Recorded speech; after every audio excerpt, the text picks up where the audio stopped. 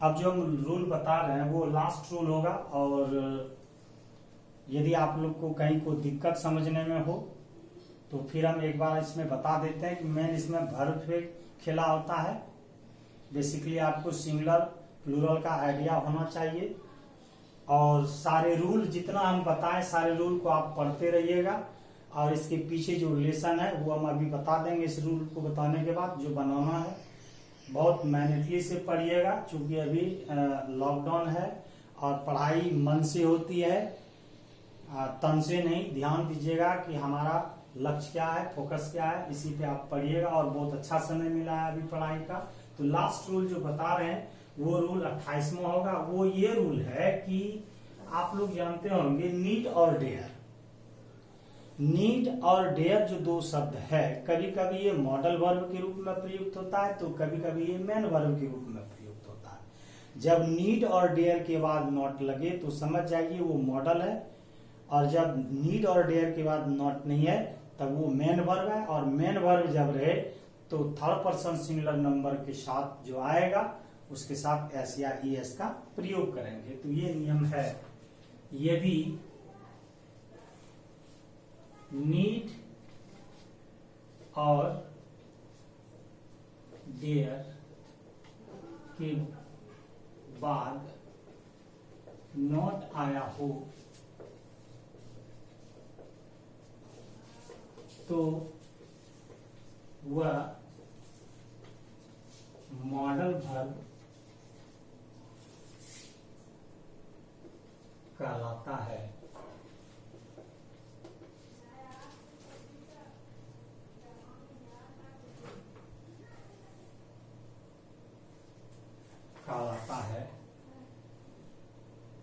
यदि इन सभी अर्थात नीड और डेयर के बाद नॉट नहीं आया हो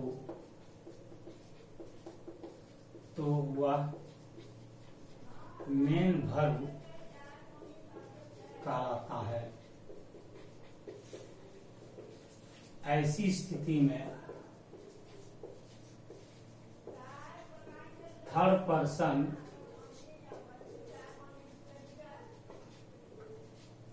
सिंगुलर नंबर के साथ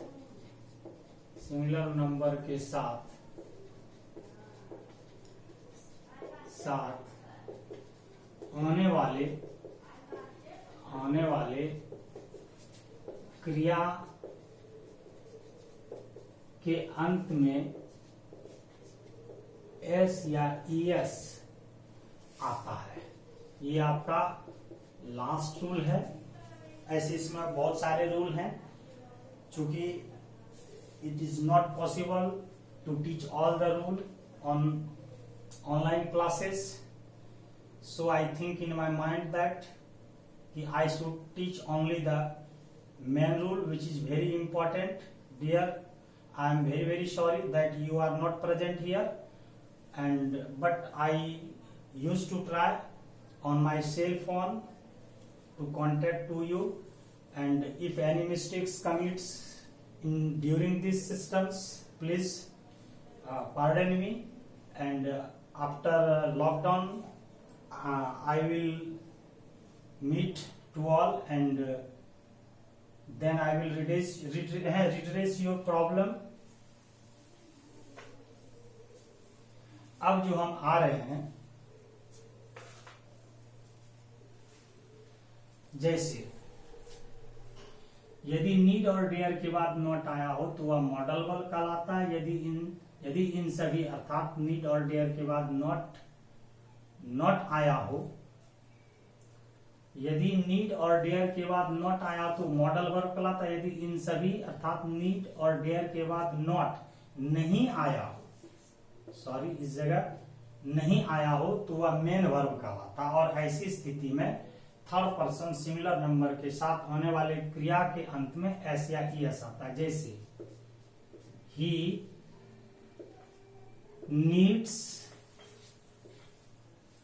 ही नीड्स ए पेन। यहाँ ये मेन वर्ब है, इसलिए मान लीजिए ये दिया रहेगा और ऐसे दिया रहेगा, तो ये तो आप ऑब्वियसली सॉल्व कर लीजिएगा। और यदि जैसे ही नीड नॉट गो देयर, यहां जो ये नॉट है इसलिए ये मॉडल हो गया और ये मेन है, इसलिए इसके अंत में एस या ईएस दिए।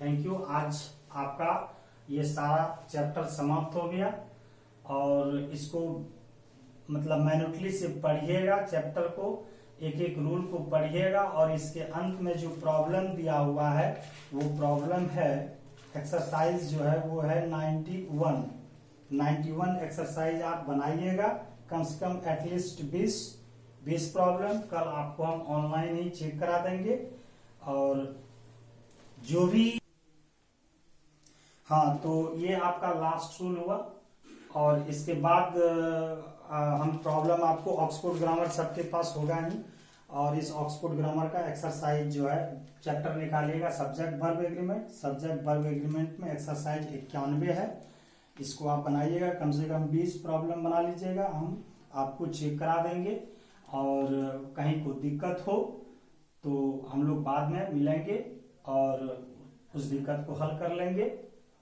आज का क्लास यहीं तक है। जय हिंद। और यदि आपको ये पसंद हो गया हो तो आप सब्सक्राइब करना ना भूलें।